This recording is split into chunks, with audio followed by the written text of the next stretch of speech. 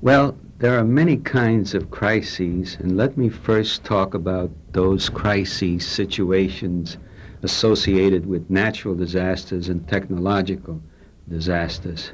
Then later on, I'll talk about some of the crises in conflict types of situation, riots and sabotage and things of that kind. And also I'll talk about initially about the standard, the traditional kind of natural and technological disasters. Later on, I want to talk about some interesting new types of disasters that we're going to have. I will not talk at all here, unless you want to ask me questions about it, about slowly developing kinds of crises. By that I mean like droughts or poisoning from asbestos or something like that.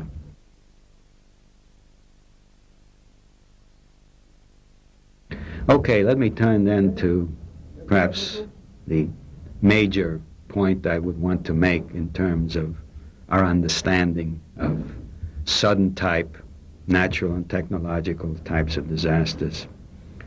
If you're concerned with planning or managing these kinds of situations, your planning or managing of them cannot be any better than the assumptions you make. Because if you make the wrong assumptions about the individuals and the organizations that are involved, the planning can be very good but useless. For example, let us assume that you assume or expect that one of the problems you face in disasters is looting. So you draw up very elaborate plans to deploy the police, to get the police to establish security and so forth. And your planning could be very good. The only trouble is you're planning for a non-problem. In the overwhelming majority of disasters, looting is not a problem. And so you can spend a lot of time and effort on planning for police going out there to prevent looting, and you've done good planning for a non-problem. So that's why the assumptions are very important. Now let me separate out the assumptions about individual behavior, and then later talk about the assumptions one should make about organizational behavior.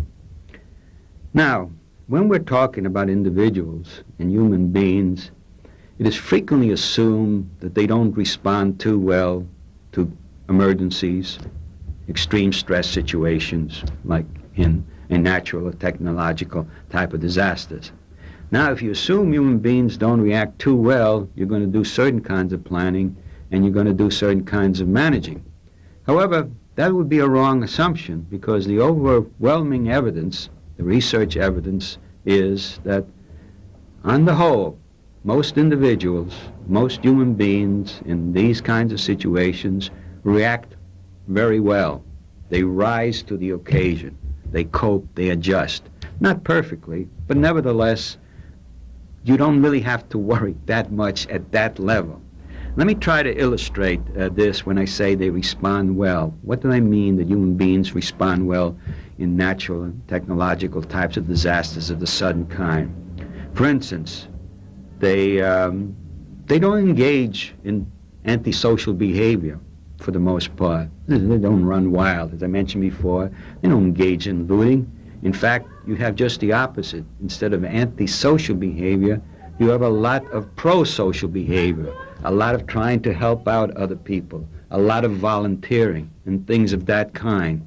So clearly, it makes a big difference. If you assume antisocial behavior is going to be present, you have to do certain kinds of planning. If you assume instead pro-social behavior is going to be present, your planning and thinking has to be rather different. Similarly, it's very often assumed that under extreme stress, people act irrationally. Now, without getting into a long discussion about what may or may not be meant by irrational, in almost all senses in which the term is used when people say, well, people are going to act irrational, if you assume people are going to act irrational, again, you would plan along certain lines. But the evidence, again, is just the opposite. People don't act irrationally. At least from their perspective, most people act rationally. That is, they consider the situation, the crises, and they try to do what's best in the situation. Now, in retrospect, or afterwards, you may look at the behavior and say they did the wrong thing.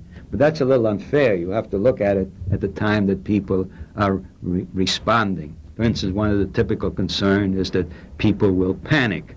Again, the term can mean many things, but generally speaking, when people use the term panic, they're implying that people will act irrationally in that. They will flee wildly from the situation. They will do, quote, the wrong things, make the wrong judgment, and all of that kind of thing. Well, again, the evidence is quite clear on this. Irrationality is not a characteristic of emergency time behavior on the part of most people. Only under very unusual and special circumstances will you get panic. In fact, most of the problem is not people running away. You have far more problems of getting people to move rather than to run away. So irrationality, again, you should assume rationality rather than irrationality on the part of the individuals. Similarly, another frequently made assumption is that under extreme stress, from a psychological point of view, from a mental health point of view, people will, so to speak, go crazy in the situation. Well, again, the evidence does not support that. If people were crazy before the disaster, they will also perhaps act crazy at the time of the disaster, but disasters per se do not create mental health problems. So what I'm trying to illustrate by that is you can assume antisocial behavior, you can assume irrationality, you can assume mental health or psychological problems. If you do, you're making the wrong assumptions according to the studies. You should assume pro-social behavior, you should assume rationality, and you should assume that most people maintain their psychological stability. Now, it doesn't mean that people are not anxious, they're not concerned, they're not afraid. That is all true. But what I'm saying is that even despite the fact that people are very often afraid in a situation, they're not going to go running off wildly in panic. Similarly, just because people find themselves in extreme stress, it doesn't mean they will act irrationally. So one of the things that I'm trying to state here is that in terms of thinking about behavior, make the assumptions that generally speaking, people will react well rather than poorly in this situation. Another thing you have to take into consideration is when people are they reacting solely as individuals, or is there something else involved? And the answer is something else is involved. That is to say, in many situations, for example, in relation to warning, in relation to evacuating from a situation, it is not individuals who leave or evacuate. It is a household or it is a family. In other words, basically in many of these situations, it is a collective decision by people in a household or by a family of what to do and not do. So therefore, if you're trying to warn people about a situation, if you're trying to get them to move, you ought to keep in mind that you have to convince a little group, not an isolated individual here and there. And similarly, there are a lot of other activities associated with disasters where what is involved is not simply a person here, a person there, and so forth. You have to keep in mind there are all sorts of social links. For example, most people, if they have to leave an area, will go to known others, that is, to friends and relatives. They much prefer to go there to any public shelter. Why? Because there are certain social ties. People will do those kinds of things. So what I'm trying to suggest here is in terms of thinking about disaster reactions on the part of people, in some instances there are more than people involved. There are little groups like a family, or there's a household, or there are social links involved. And your warning activity, your evacuation behavior, your relief activity have to take that into mind. It's a different matter to try to convince a little group to move as over against trying to convince an individual to move. As a matter of fact, it's very difficult to get a family to evacuate unless all the family members are together or unless they know that the other family members are safe. So they can believe what you're telling them, but they will not move because it's important for them that the whole family be saved. So you have to keep that in mind.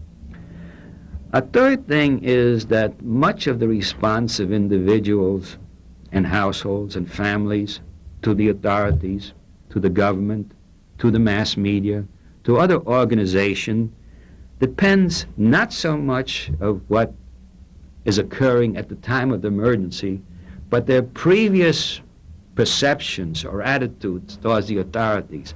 Are they credible, legitimate sources? For example, if you have people that are distrustful of the mass media, totally apart from the disaster situation, at the time of disaster, they're not going to give much credibility to what comes over the mass media. Similarly, whether it be a government official or some organizational head, how they are viewed prior to that situation makes a difference. If they are distrustful, if they don't believe on a normal everyday basis, and of course in certain areas one can see this on a very wide scale. For example, in many societies around the world there's a great distrust of the nuclear power industry. Now we don't need to consider here whether it's a legitimate mistrust.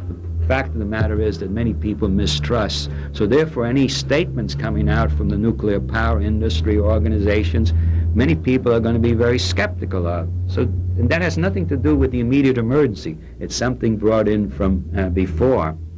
The problem is further complicated along this line in that in many societies, in France included, you have a lot of individuals, you have a certain amount of the population in that society that are from outside. They're recent migrants, or their lifestyle is simply different as against the traditional or the dominant lifestyle. Now again, this is important because when you're dealing with such kinds of individuals, there are special problems. For example, in certain society, immigrant groups, recent immigrant groups, are very distrustful of the authorities because they feel they are not handled well by the authorities. And so forth, they're very skeptical of what the authorities will say. Let me give an illustration from the United States on this. In many black areas in the United States, black neighborhoods and so forth, the authorities, by that I mean the police, the governmental authorities, are very are not trusted at all by the local population. So if the police come in or somebody else comes in and says, well, there's a danger, you have to evacuate and things of this kind, great deal of skepticism. In fact, it's even more complicated than that because many of these groups, subgroups in a society, operate in terms of their own, shall we say, mass media worlds. They listen to different radio stations. They read different kinds of newspapers. So therefore, if you're trying to reach these kinds of groups, you can use the ones that you typically use in terms of the larger society. They're totally different. In many instances, they may actually not even use the language of the society, whether it be French or English. They may be speaking Arabic, or they may be speaking, a whole variety of other languages. And so one has to keep this in mind. So it's not that these people, again, react irrationally, oddly, and so forth, but they're operating in a different social framework. They have different views about what should be done and what should not be done. They have very often different degrees of legitimacy they accord the authorities and so forth. So if you're trying to deal with them, you have to take into account what they expect. For example, in some of these groups, they have different expectations about, say, relief or assistance at times of disasters. Some of them come from countries or societies where, quote, the government does everything for them. In others, they come from society where they depend mostly on their family or larger kin group. Well, that's what they come to expect. Now, the society where they're in, whether it's France or the United States or Japan, may not operate on those principles. But you see, then there's going to be a difference. And the authorities or the government will say, well, these people are acting, irrationally, or they're not taking things into account. No, that's the wrong point of view. You have to see it from their perspective. So any society that is very heterogeneous, that has groups within it with different values, ideas, and so forth, there has to be special kinds of planning for these kinds of groups. Now, we've indicated here that on the whole, individuals are human beings who react better in disasters at the height of the emergency than is typically expected.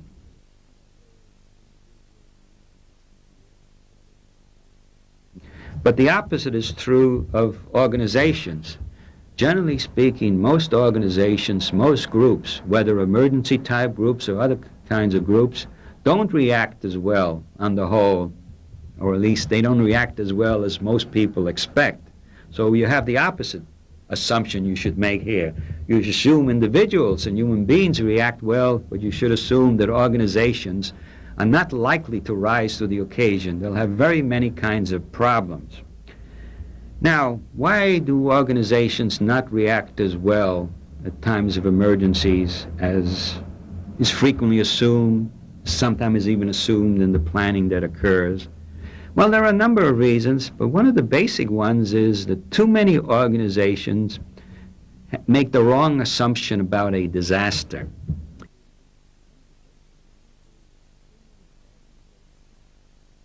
Essentially, they assume very often that a disaster is simply a big emergency. And that's a wrong assumption. Why?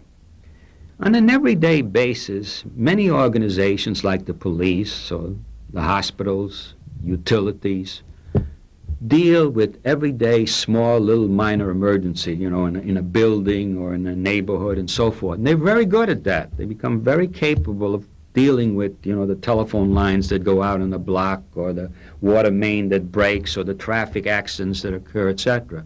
So these emergency groups get very good at that, but too often they assume that when a disaster occurs, all they have is simply a larger traffic accident. No, that's the wrong assumption. When you have a disaster, you have to assume that it's both qualitatively and quantitatively different from an everyday emergency. That is to say, not only is it on a larger scale, but there are also some qualitative differences. There are some differences in kind as well as degree.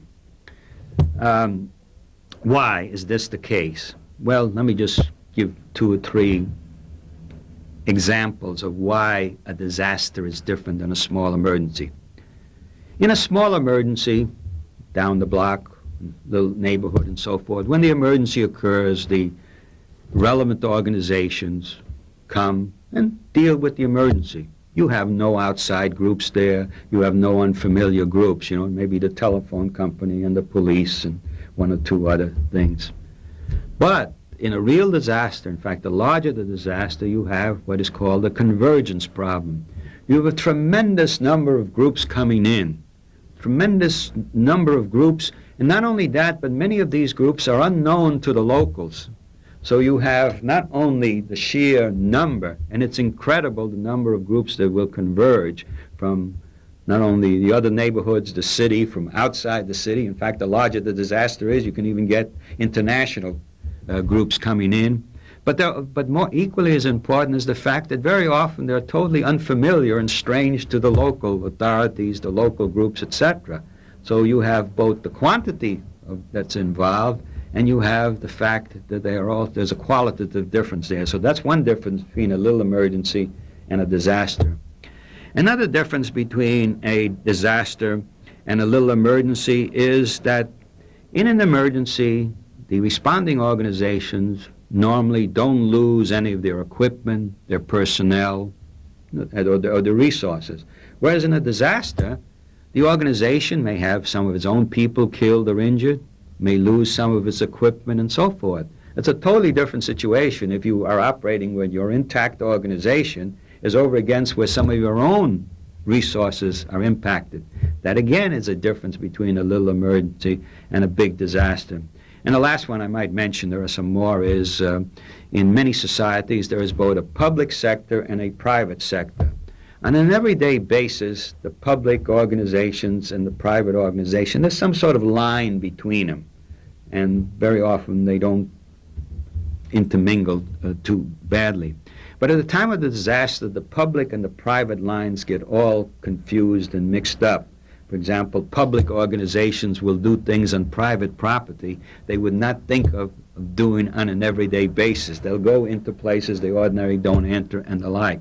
Again, another difference between a little emergency and a big disaster. At any rate, one of the reasons I'm trying to indicate here is that organizations do not do as well in disasters as might be expected is because they really don't think of a disaster as being something different. So I want to emphasize the point, they have to think of a disaster as essentially being something different.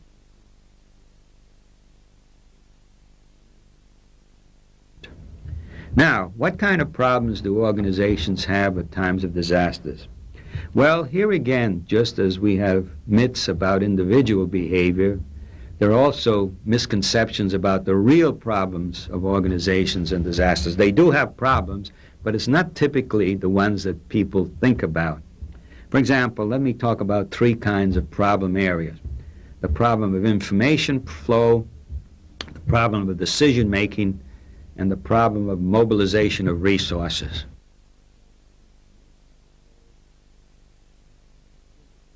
Now, let's go back to the first one. The problem of information flow. Frequently it's assumed, well, the problem of information flow is because you don't have enough radios or you don't have enough telephones. The actual fact is that in the typical disaster, this is not the problem, the number of radios and telephones. In fact, if you have too many, that simply complicates the problem. It is not the mechanical means that are the problem in the typical disaster in terms of information flow. It's rather the content of the communication. Why are there problems of information flow? Here again, there are a number of them, but let me just talk about two of them and illustrate them. For example, at the time of a disaster, in the early stages, one of the things people try to do, organizations more accurately try to do, is to try to find out what's going on. And that makes sense. The only trouble is, especially the larger the disaster is, getting accurate information about what is happening in the early stages, the early hours, is all but impossible.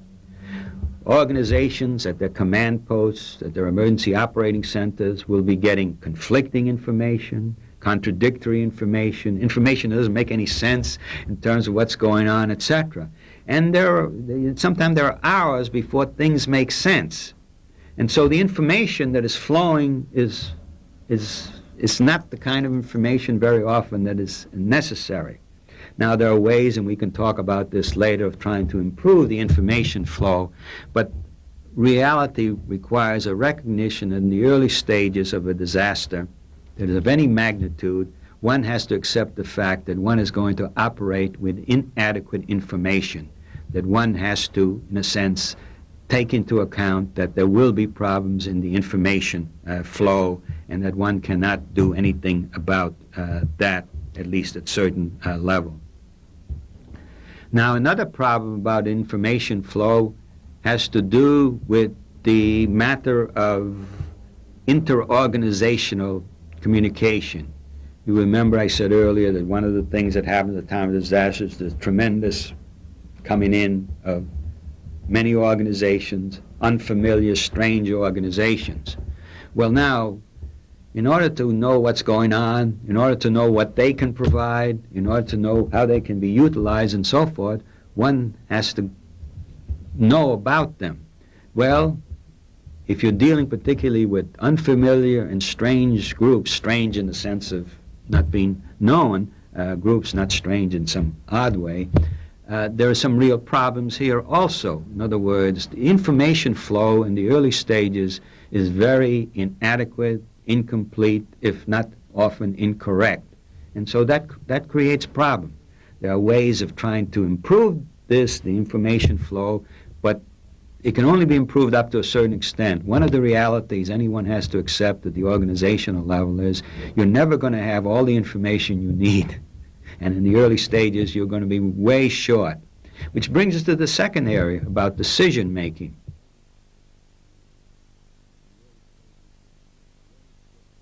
Here again, it's not what people sometimes think is the problem. Sometimes assume, well, the authority collapses in the situation. That's not the case. Higher level people can communicate to lower level people. It's not that people go off and make decisions on their own and so forth. It's, however, that there are problems in a different way. For instance, in terms of decision making, it's sometimes wrongly assumed at times of disaster that the problem is to assume control. In fact, in the literature, there's a discussion of what is called the command and control model. It's the notion that one commands a situation and therefore controls it. Well, this is an unrealistic view about what organizations can do at times of disaster. In any disaster of any magnitude, no one is going to command and control that situation. What one can try to do is to achieve coordination or to facilitate coordination. That's, remember, there's again all this tremendous convergence, the unclear information and all that. So that's the problem in terms of decision making, is to try to get people to agree that this is the way this problem should be handled and not handled. So it's a problem not of ordering people around, it's not a problem of imposing things on. It won't work, it's that simple. By the way, I should say it doesn't even work in the military, so we don't, and that's by definition, that's a very highly structured and centralized system. But even in the military, you don't get the command and control operating the way people sometimes think it operates. So the problem here is, how does one bring about coordination? In addition to that, there is also the matter that at a time of a disaster, it doesn't matter what kind of organization is involved, there's automatically a certain degree of decentralization that takes place at the operational level. That is, people out in the field, and I don't mean necessarily out in the field per se, but people that are, who are actually doing the work, whether it's a nurse in a hospital or whether it's a police officer out in the streets, will very often make decisions because the situation requires them to make decisions. And it won't come from decisions being or policies being established higher up.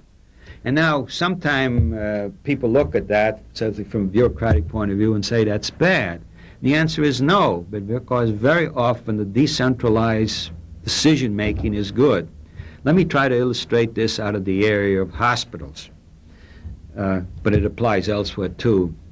In many hospitals at a time of disasters, when there are any number of casualties, there's a tendency for the casualties to go only to a few hospitals, no matter what the planning is. But anyway, and so some hospitals start to get overloaded. The emergency room is getting overcrowded because too many injured people are coming in.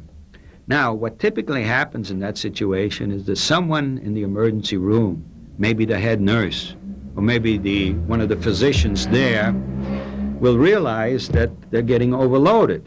Now, what do? Well, according to plans at times, according to the formal structure, they should check with their superiors all the way to the administrator of the hospital, who would then make some sort of decision on how they handle this. But that's not the way the real world works.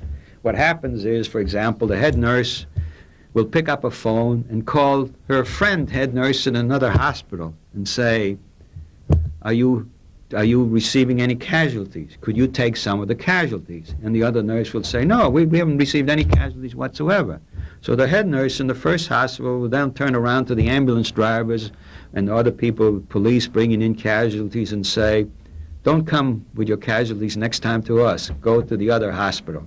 They're ready for you over there. Now, no one has checked with the administrator, and it would be foolish. In fact, it would take too much time and effort to do this. But this is very functional. It reduces the load on the system. But you have this decentralized decision-making, so then should not be seen as necessarily bad. Now, if everything was decentralized, there are some problems in this because someone sort of has to have a general picture, particularly for overall coordination. But the point I'm trying to make here is that you have problems in terms of decision-making at times because much decision-making occurs in a decentralized fashion at lower levels of the organization. One should not assume this is bad. Very often it's the way it will operate in reality, and planning should take this into account and actually funnel it along that line, keeping in mind that, however, you still need some sort of overall coordination.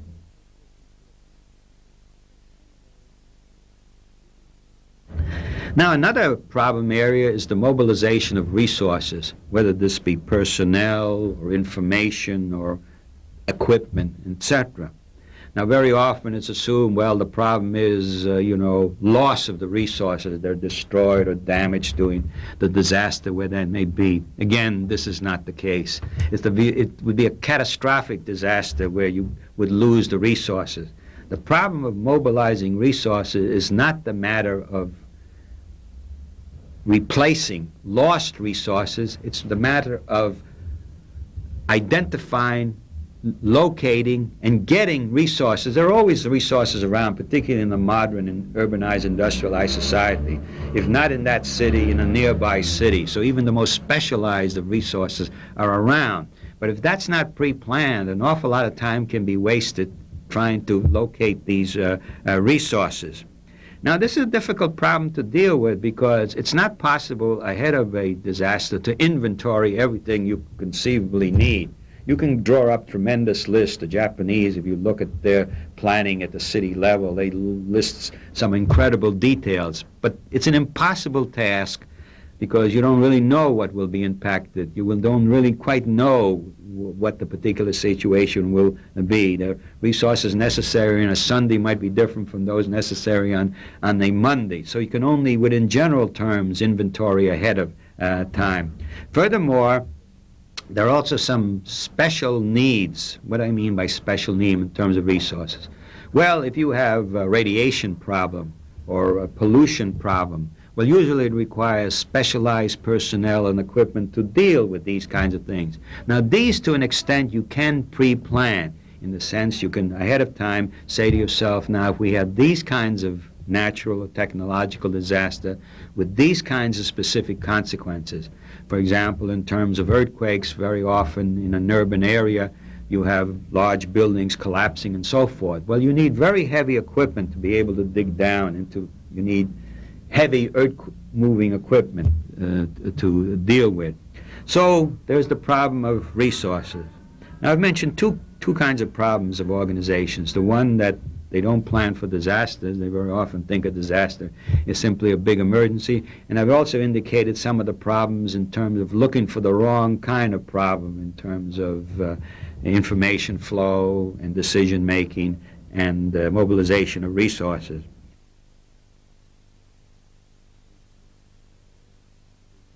But there's still some other things that have to be taken into account.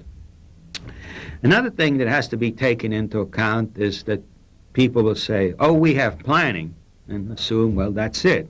Well, first of all, planning per se doesn't tell you anything because the planning can be poor planning. So the fact you have planning doesn't mean you're prepared. You can have poor planning. But even if the planning is good, there can still be a problem because planning for a disaster and managing a disaster, while they're related to one another, are not the same thing. And I frequently use the parallel here to a distinction that the military makes. The military makes a distinction between strategy and tactics. They say there are certain kinds of problems, there are strategic problems of how one mounts a campaign, etc.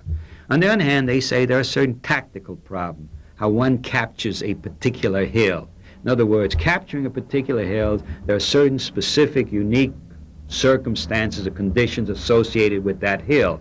If you try to capture the hill right next to it, there are other special conditions and the like. And the military argues that you have to separate out strategic problems from tactical problems. Well, in the disaster area, there's a certain parallel here between strategy and tactics and planning and managing. Generally speaking, planning can address the strategic problems. You know, these are the overall problems you will have about evacuation, so forth and the like. But at the time of an actual disaster, at the time of an actual emergency, you are faced with tactical matters. You've got to evacuate people from this particular locality to this locality. That is a managing problem, and it depends on the circumstances. If it's nighttime, you're going to have different problems than if it is daylight. So this is why I say, when one develops planning, one shouldn't leave it simply at the state, okay, we've planned for things, because the managing, the special contingency, the unique characteristics are going to be different from situation to situation. So one has to put certain attention into, okay, we can address the strategic issues, fine. But let's also keep in mind that there can be tactical issues. And by the way, these can also be addressed. After all, the military argues that you can teach people not only the principles of strategy, but tactical principles too. So it isn't that everything has to be, developed in terms of the specific, unique circumstances. The other thing involved here is that too often planning is equated with producing something, a written document. Well, that very often meets a bureaucratic need. A law says you have to have a plan, so you develop a plan and all that. But that is, if that's where it stops, it's terrible. As a matter of fact, to put it very bluntly, you can have good planning without any written documents, because the essence of planning is not what you put on a piece of paper. The essence of planning is the perspective, the process that goes into, and it involves a whole variety of activity. For example, planning involves thinking ahead of time about the kinds of scenarios you might be faced with. You may not put these down in a written document, but you have thought ahead of time. Or planning involves establishing contacts with people. Sometimes people come to us and say, well, how do we start planning in an area where there's not much planning? And at a very simple level, we say, well, why doesn't the police chief meet with the fire chief, meet with the hospital chief, and so forth? Then the next question is, what should they talk about? And my answer is, it doesn't matter what they talk about. The important point here is they're getting together and getting to know one another. The content is quite secondary to the fact they're making the informal ties. So when a disaster occurs, then the police chief will remember, oh, yes, I remember somebody has body bags. Let's see, who was it that said they had body bags, you know? So planning goes beyond just simply spelling things out in details. First of all, there's only a limit to the details you can spell out. In fact, one can argue on the basis of studies that if plans are too detailed, they're bad plans. Nobody will know about these details. Nobody can look them up at the time of the disasters and so forth. In fact, planning should focus on general principles, not on too specific of details, because that becomes useful. Anyone that turns up and gives you a plan that's that big, you don't have to open the book to say that's a bad plan, because you can be assured that there will probably be no one in that community that knows the details of that. Somebody may put it together, but no one's ever read it, and no one should read it because it's useless in that respect. Now, I don't argue that there shouldn't be written documents. Obviously, there should be, but what I'm saying is they should be, that they're only part of the planning process, and the written documents should be kept as simple as possible. Now, it does not mean that somewhere along the line someone should not take the overall responsibility of trying to put everything together. But that's not really the plan for the disaster. It's that someone is thinking of all these things to make certain that things are not ignored, to make certain that certain kinds of coordination that is needed will be taken into account, and things of that kind. And then the other point about planning, of course, is planning is out of date as soon as whatever is planned is planned. The planning has to be continually updated, and if at all possible, tested in a realistic manner as possible. If the planning is not tested, then some very mundane kinds of problems will not be discovered. You know, the planning may take into account if the power goes out, you're going to use these emergency generators. And everybody assumes, okay, there's the emergency generators. Then an emergency or disaster occurs, and they try to find the emergency generators, and then they discover the two people that have the keys for the room are on vacation this week. Or they go in the emergency, or they go in the room and get the emergency generators, and there's no gasoline for them. Somebody forgot. See, if you had a very simple exercise, somebody literally opened the door, you know, took the key and opened the door, and then would say, well, now suppose these two people are on vacation. Where are we going to find the key? Or, my God, another example of this in hospitals, sometimes there are very elaborate plans of bringing in casualties into the hospital and say, okay, we can't bring everybody in the front door, so we're going to use these back staircases. Fine. The only trouble is, if they would really exercise, they would find that they can't move the stretcher in the back staircases because they're not wide enough. Very simple exercise would discover that. You don't even have to body on the thing. You just got a stretcher and you discover you can't move it in the stairwell. So sometime you can find out major problems in whatever you're planning by doing the simplest of exercises. Obviously, the more elaborate the exercise, the more real it is to the real situation, the better it will be. But at any rate, the point is that planning is not just simply a matter of writing down a bunch of details on a piece of paper. This may meet the bureaucratic and organizational requirement, but that's the least important part of what is involved in all of this. Then the last point I want to make here about why organizations have problems is that planning can make a difference, There's no doubt about that. But as I indicated before, managing and planning are essentially two different things. Furthermore, the reason that managing involves a little more than what can be planned for is that in almost all disaster, there is an emergent quality to the disaster situation. What do I mean by an emergent quality? Essentially by that, I mean there are certain things that will develop that do not follow normal pre-disaster, pre-impact routines. For example, let me give an example both in terms of individual behavior, but that has consequences for organization and organizational behavior. Search and rescue, typical kind of task that arises in many disasters. Finding those that are injured, finding those that are dead. Now, one of the things one can assume in these kinds of situations is that search and rescue will start before any organized search and rescue effort can be even attempted. Why?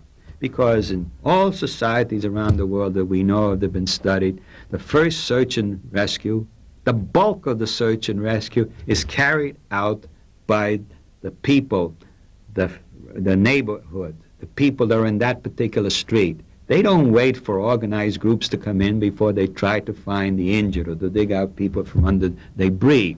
This is an emergent quality because it happens in the circumstance, which street, which house, that the search and rescue starts. So you have to take into account that very important task here, and it's being carried out informally by untrained people.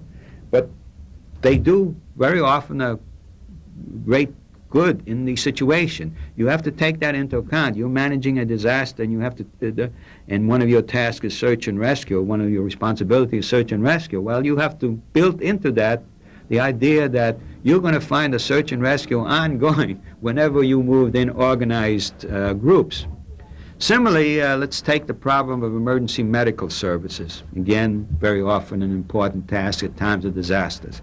Now, many hospitals, many health systems have very elaborate planning, for the providing of emergency medical services at times of disasters. And they spell out which groups, which hospitals, the ambulance services, so forth, and the like. Well, they can do, and that's necessary, but they can do what they want, but we can tell you right now that that's not what's going to happen at the time of the disaster, or at least it's only part of what's going to happen. Because when there are injured people out there, let's assume they've been found in the search and rescue, the injured people are going to be picked up by their neighbors, by emergency personnel, by pure strangers. And they'll be loaded into a car or a truck, and they'll be taken off to the nearest hospital somebody knows about. Now, the emergency plan for emergency medical services says, this hospital is supposed to get these patients in this way. Well, that may be very well known to the people in the EMS system, the emergency medical service system, but it's not known to anybody else. And they're going to, even other police officers and fire people who, don't know the overall plan, they're going to try to handle these people. So one of the first things that happens at a time of disaster is the system. And there are some very elaborate systems around the world, and some of them are very good, immediately loses control of how patients get into the system. They'll go in the wrong hospital in the wrong way at the wrong time. And so in terms of planning this and managing a disaster, one shouldn't say, oh, that's awful, we got to try and prevent this. No, you can't prevent it. It's going to happen. So what you have to do instead is you have to assume that is going to happen and build upon that. You assume that individuals and small groups will engage in search and rescue. You assume that hospitals will get people in every what way, and then plan on the basis of that. In other words, don't try to control the uncontrollable. And if you accept what's there, then you might be able to do something a little bit better. If you try to fight it, you're not going to win in those situations because it's simply impossible to win in those situations.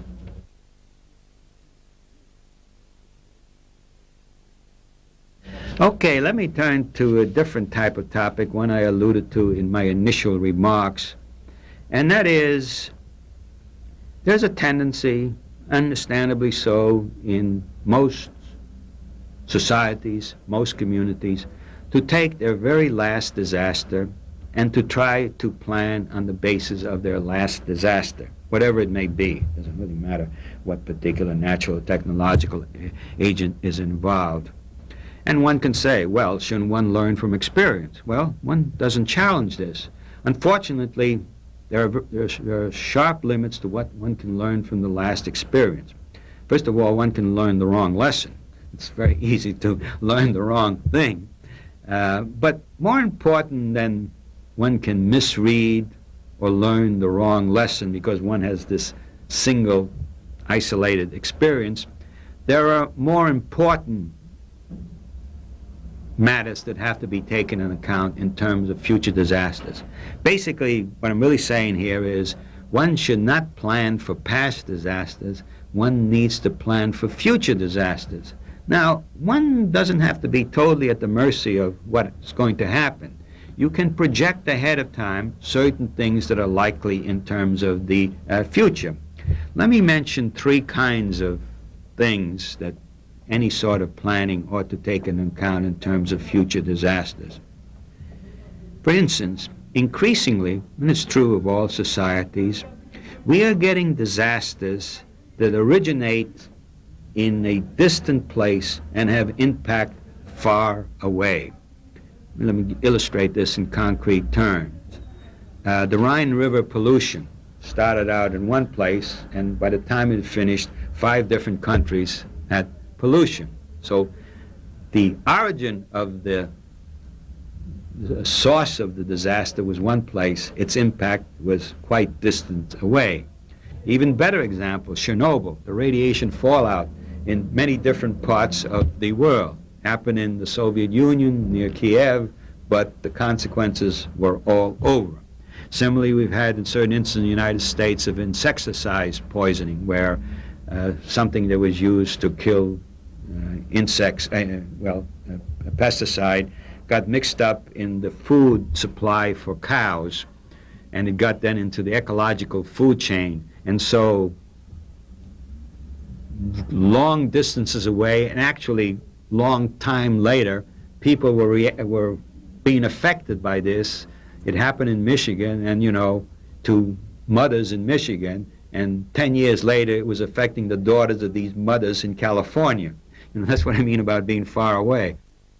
Another example of where something happens one place and separate in time and space from where it has consequences.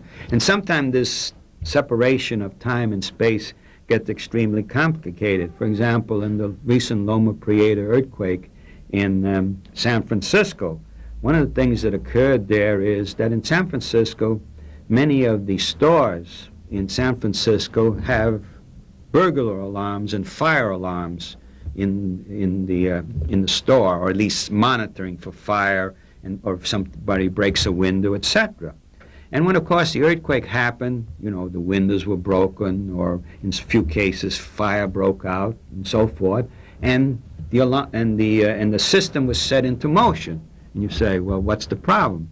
Well, the problem is that in the modern world, where this information is collected, can be far away, because in this particular instance, the alarm systems went off not in San Francisco, but went off in offices in Chicago. On a normal everyday basis, when the alarm went off in Chicago, they would pick up the telephone and call the San Francisco Fire Department, who would then go to the store. But when the earthquake happened, there were all multiple alarms going off in Chicago. That was bad enough, alarms all over the place.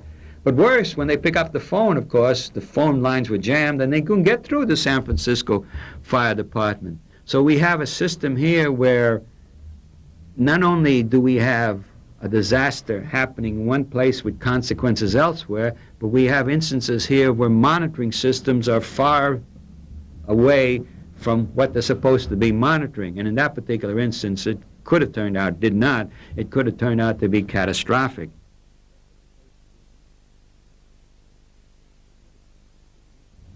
In addition to that, we also have the interesting development of all sorts of new threats that are new in human history.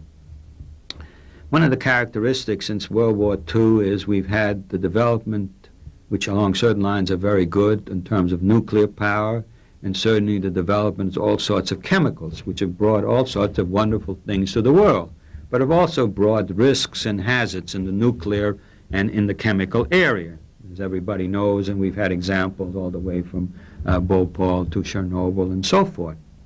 But unknown to most people, we have some two other interesting threats on the horizon. In fact, I think they're a little past the horizon now.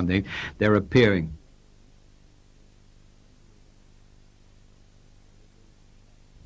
There's the whole area of biotechnology. Now, what is that? Well, without getting any technical explanation of this, basically what we're getting in the area of biology is genetic engineering. That is the creation of organisms, living organisms that previously had not existed. Now, some of these are very wonderful. For example, they've created new bacteria that can go out and, for example, if you have an oil spill in the water, you can put some of this bacteria in and it will absorb the pollution in the water. Fine. That's the positive aspect about this. The only problem that's lurking in the biotechnological area is that we're creating all sorts of these living organisms, many of which are totally unknown. The consequences are not known, and one of these days, this is a certain prediction, one of these days we're going to create something and it's going to start and get loose. For example, even at the present time, they've created bacteria that will absorb lubricants. Fine for certain pollution instances, but unfortunately these bacteria don't make distinctions. They'll absorb any lubricant in sight. So there's a machine with a lubricant in front there, and they'll go in and absorb that. Obviously, you could paralyze a city if this thing runs wild. And we're not talking about science fiction here. We're talking about the real world. It may sound science fiction because we haven't had these kinds of things. But in other words, what we're saying here, in addition to the nuclear and the chemical hazards, we are now faced with the problems of biotechnological hazards. And one of these days, both on the large and small scale, we're going to have some substance in some neighborhood in a large metropolitan area that will run loose in some way. And since these things are brand new, in many instances there's no real way of controlling these and so forth, we're going to have a major problem. Now, that doesn't mean we can't plan to some degree ahead of time. Even thinking about it is better than all of a sudden being faced, with some bacteria loose in some part of Paris, just shutting down every machinery in sight. So we have to take that into account. A new threat. This is brand new. And we are at the stage where biotechnology now is starting to move into large-scale activity. So just a matter of time before, just like before when nuclear power was developed and when the chemical area was developed, people said, we're going to have accidents, worse, we're going to have disasters, and we could have catastrophic situation. One can make his equal safe prediction here in the biotechnological area, just a matter of time. In addition to that, of course, we have something else, which along certain lines is very positive, made the world much more efficient and effective, and it's all this development of computers.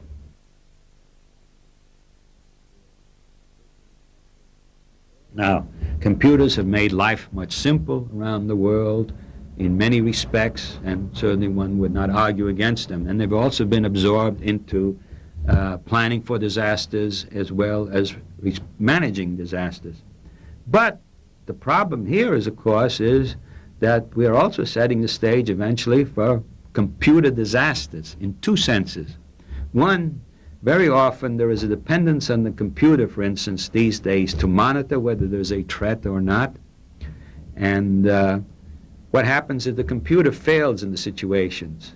Well, we've had instances of these kinds where we have some very modern, up-to-date chemical plants. Everything is computerized, so everything is being monitored by the computers. But what happens if the computers fail, as they've been known to do and as they've actually done in real situations? Well, then the people involved don't know what the threat is. For example, there was an explosion in a chemical plant in the United States, highly up-to-date, advanced technology, but the computer system was knocked out. An explosion occurred. The plant had in it all sorts of hazardous chemicals. They didn't know then. Did they have real problems? Poison gas possibilities, they knew. It took them hours before they were able to clarify what the situation was. They had become so dependent on the computer that they've let themselves open for problems. But that's only the least important part of computer disasters. It's that, again, we have very elaborate computer linkages of computer-based systems. And you read in the paper these days about telephone systems going out or lifeline systems going out because a computer fails here or there. Again, this is a safe prediction.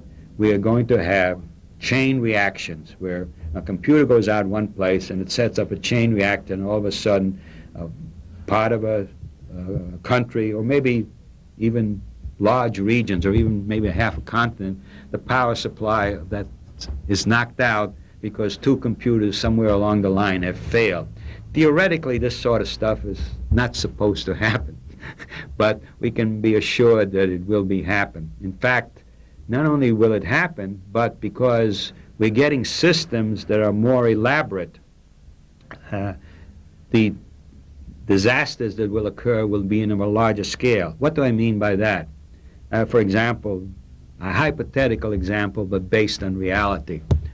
In many systems, in the electric power industry or the telephone, etc., in olden times, 5 years ago, there used to be perhaps 100 central point through which there was the flow of the telephone or the power, so forth. So if, say, of those 100, 3 went out, it's only 3% of the 100. But these days, because of the development of computers, you don't now have 100 central points. You maybe only have 10 central points. So now what if 3 of those central points go out? It's 30% of the capability of the system. And so we have now, because of the technology, which along other lines is very helpful, have created the possibility of a much larger scale type of disaster. Before, in a sense, the thing was so spread out that even if certain things went out, the consequences were relatively minor. Now, we're assuring ourselves that they're going to be large scale. In fact, that example I've given, while hypothetical, actually is built on a scenario the United States has looked at certain kinds of problems in the telephone and the electric power industry, and the decrease of central points almost assures that future failures in those systems will occur on a much, much larger kind of scale.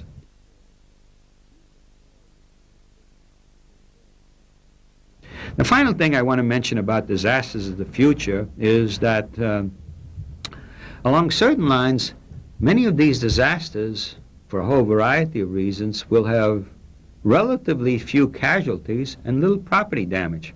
Classic case, 3 Mile Island. In fact, as far as we know, there are really no casualties from that in any direct sense that we know of, and although we may have to wait 30 years to be certain. And the property damage was really very minor. But from another point of view, it is a prototype of the disasters of the future that will occur in modern societies. We will have disasters that are very socially disruptive. That is, like in 3 Mile Island, that everything was disrupted in that community for weeks on end, industry, tourism, so forth. It was economically very costly. In fact, along many lines, probably from a dollar point of view, the worst disaster ever to hit American society. It devastated the company that was involved. It increased the cost for nuclear plants being built not only in the United States, everywhere, because of the increased safety measures. It forced a shift from that source of energy to other sources of energy. In other words, there are all sorts of second-order and third-order economic costs. So 3 Mile Island was economic catastrophe for the world. And, of course, psychologically very stressful. In fact, to this day, it's still a disaster for some people in the 3 Mile Island area. Whether correctly or not, they still think they're under threat. So 3 Mile Island, people say, well, that wasn't a disaster. Nobody got killed, and there was no property damage. Yes, if you think of disasters in those terms, but you should think of disasters, how much do they disrupt the, routines? How costly are they? How psychologically stressful are they? Well, we are increasingly going to have those kinds of disaster because of our building construction and the way we do things, etc. Many disasters perhaps will not bring about the deaths and injuries of the future, and may even be relatively minor property damage, particularly many of the technological disasters. But along other lines, they will be catastrophic. So this is the kind of disasters we have to plan for in the future.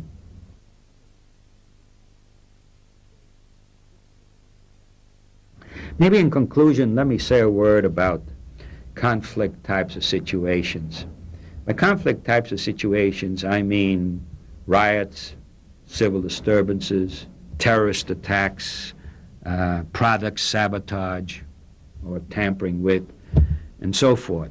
Now, along many lines, these are similar in terms of what goes on, in terms of planning for and managing to natural and technological disasters. Along many lines, you can do the same thing.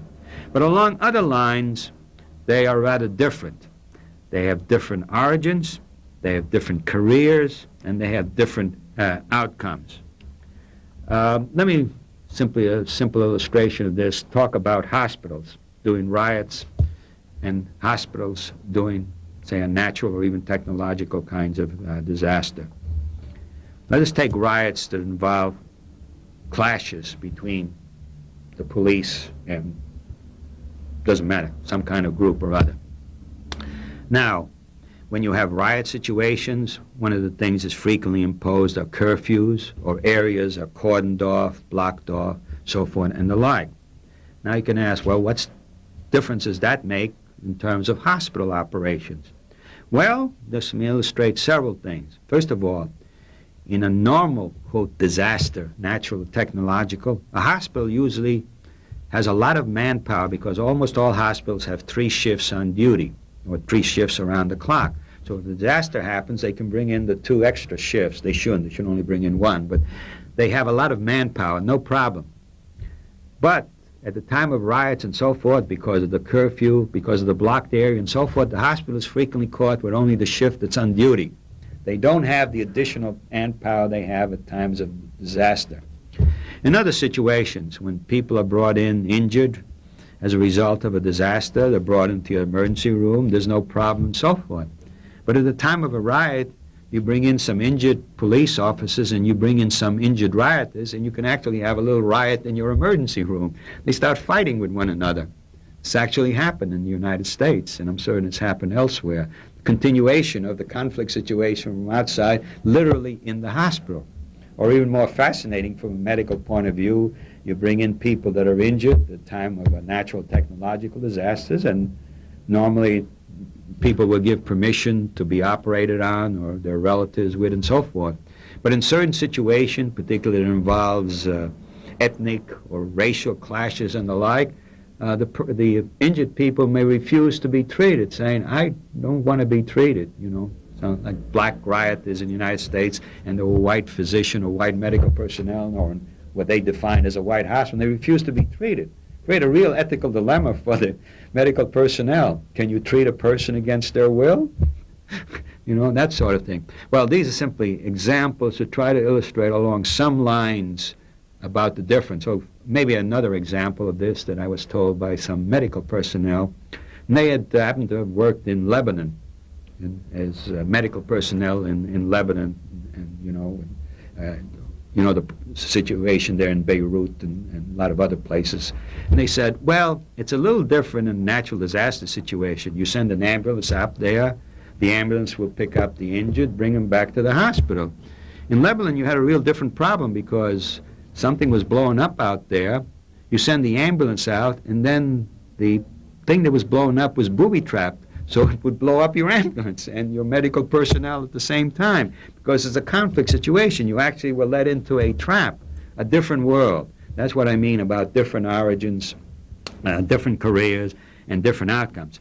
Fundamentally, in these conflict types of situations, what we're essentially saying is they differ from natural and technological disaster is that no one, in his right mind at least, wants to continue, magnify, or increase a disaster, natural or technological.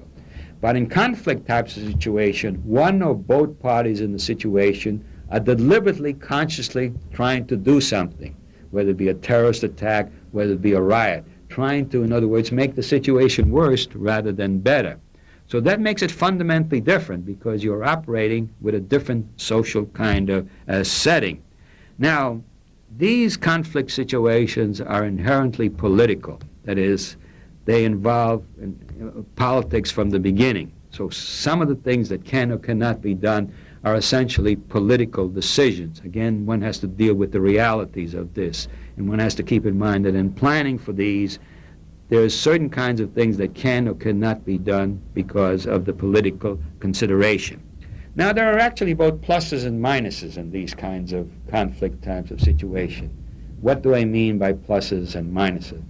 Well, in a conflict type of situation, one of the things it typically involves is very often you can negotiate with or between the contending parties, because that's part of the political process. I mean, generally speaking, nobody wants to continue something forever. Even a fight is an effort to win something. So part of the planning then can involve the matter of negotiations.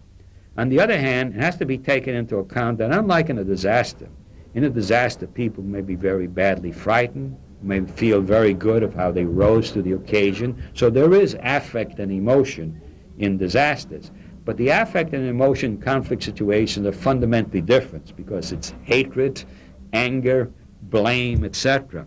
The kinds of emotions that, so to speak, are very difficult to deal with and make people sometimes hold to positions they otherwise would not.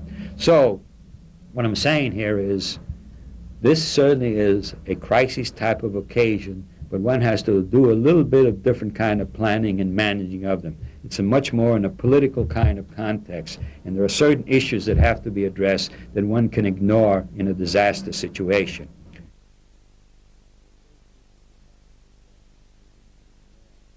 Finally, to end up these kinds of comments is we are going to have more and worse disasters in the future for the various reasons I've talked about. But that does not mean nothing can be done. In fact, that would be the wrong point to conclude from all of this. We can do all sorts of things. We can engage in mitigation measures. That is to say, we may not be able to prevent something from exploding or floodwaters from rising, but we can weaken them through land building codes, through laws, through building codes, and so forth. There are a lot of things that can, if not prevent the disaster from happening in the first place, soften its impact. So a lot of things regarding planning have to be done way ahead of time. In other words, planning should not be thought of only in terms of the emergency time period, which is mostly what I've been talking about. Planning should also be in the whole mitigation or prevention phase. Obviously, we can, as I've been trying to talk about, we can improve emergency preparedness. We can improve our emergency response if we take into account some of the things I talked about. And even in terms of recovery activities, we can avoid creating or setting up similar types of risks again. Now, we can do this by using the existing knowledge. One of the advantages now, say, as over against 50 years ago, is while we don't know everything, but we know a lot more than we did 50 years ago in terms of preparing for and responding to disaster. We can use this existing knowledge, and also we can, if effort is made, increase our understanding. So while I've stressed mostly the negative aspects, the problematical aspects in disasters, it doesn't mean that I'm saying, well, we simply have to deal with the situation as is. No, we can do a great deal in these situations before, during, and after the disasters.